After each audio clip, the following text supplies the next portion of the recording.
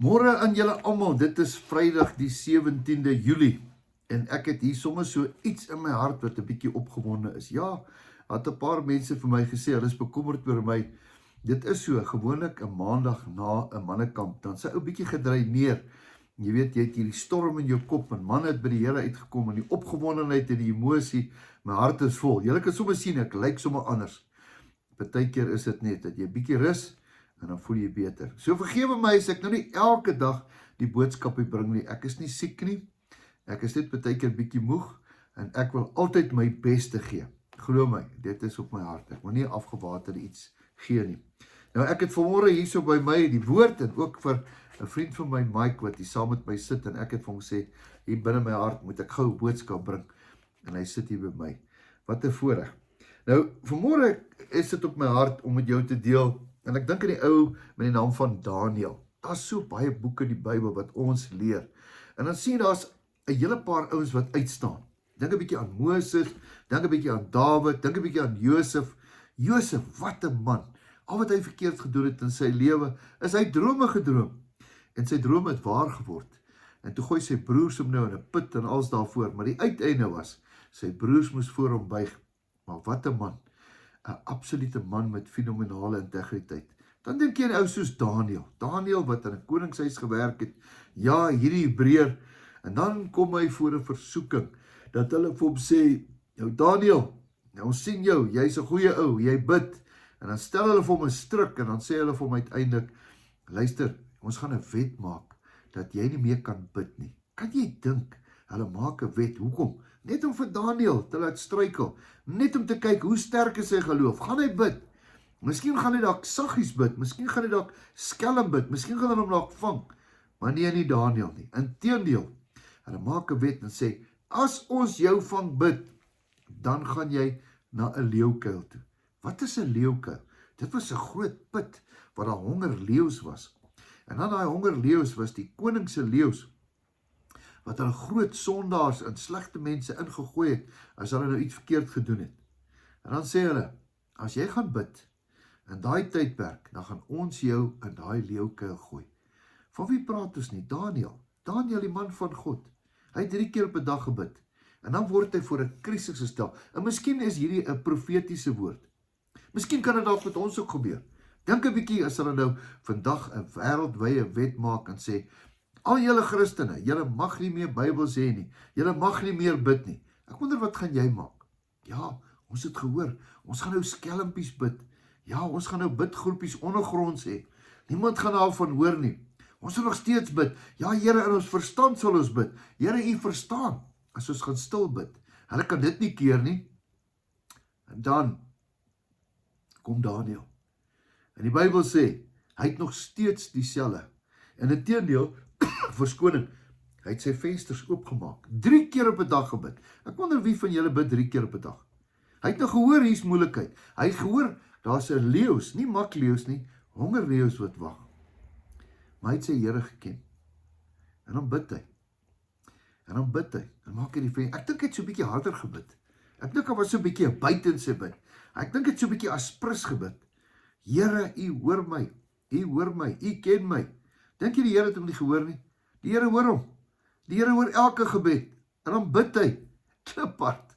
Hy skreeu dit uit. Hy maak die vensters oop dat almal kan hoor. As julle nie bid nie, sal ek bid. Jy's reg, en dan vang hulle hom in sy kamer. Red-handed, soos die Engelse sal sê. En dan sleep hulle hom. Vat hom leeukuil toe. Ek wonder wat het hy gedink? Ag Here, help my. Asseblief, laat die deure van die leeukuil vasgeroes wees. Here, maak my asseblief. Here, help my. En dan gebeur niks. En dan gooi hulle hom in die leeukuil in. En dan sit die wêreld en kyk. En ek en jy kan daaroor lees. Wat het gebeur? Jy's reg. Jy sien die Here van die leeu's en van die heelal was saam met hom in die leeukuil. Kan ek vir jou sê, Daniel bid homself in 'n leeukuil in. Hoe klink dit vir jou? Hy bid homself. Hoekom? Want hy het geweet dat die Here sal saam met hom in die leeukuil gaan. Vanmôre wil ek vir jou sê, die Here is saam met jou in jou leeukuil. Die Here is saam met jou. Hoekom? Want jy's sy kind, man. Jy het jouself dalk gebid in 'n situasie is dat jy voel ek in 'n leeukuil. Dink jy die Here het jou verlaat? Wie wat sê die Here? Ek is oral saam met jou. Ek sê jou nooit begewe en nooit verlaat nie. Maar Daniël het dit geweet. Dis hoekom hy gesê het, al gooi hulle my in die diepte van die see, al gooi hulle my in enige plek. Ek weet die Here vir wie ek bid, gaan my nooit drop nie. En dan sluit die Here hulle bekke toe. Kan jy dink 'n hele nag saam met leeu's, maar ook saam met engele? Het jy gedink hoe lekker het hulle gesels en geselebrate en hoe lekker selgroep het hulle gehou saam met 'n klomp engele? Ek dink vir Daniël was dit nie die slegste ervaring nie. Ek dink dit was die wonderlikste ervaring, want ek dink hy het vir hulle gesê, hey, hoe gaan dit daar by hoofkantoor? Hoe lyk die huis wat julle vir my bou daar? Jy sien, ons moet net anders dink. Ons moet net alles dink, want die Here het 'n belofte gemaak, hy sê jou nooit drop nie. En dan uiteindelik, vroeg die môre, kom die koning, hy klop die deur. Daniël, Daniël.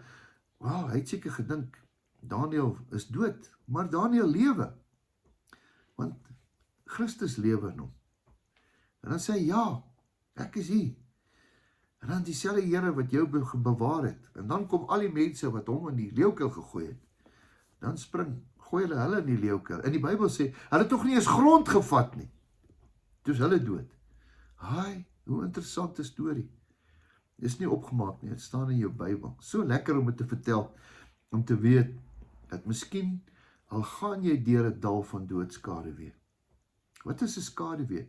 Skaduwee is nie reël nie, man. Dis maar net 'n ou donker dingetjie wat hier saam met jou loop. Maar aan die ander kant is daar die lig.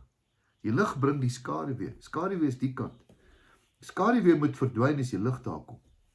Al gaan jy deur 'n dal van doodskaduwee, dan sê hy, ek sal nie vrees nie, want die Here is met my.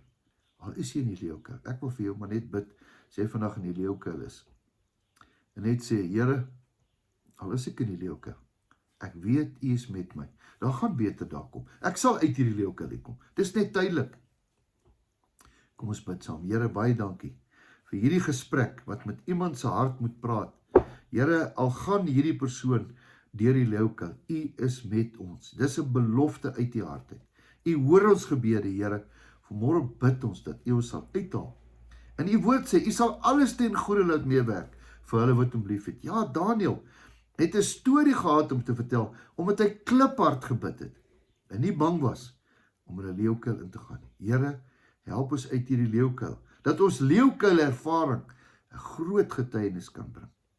Die leeukuil is nie ons einde nie, Here, is maar net deel van ons getuienis. Seën ons hierdie naweek, is my gebed in Jesus se naam. Amen.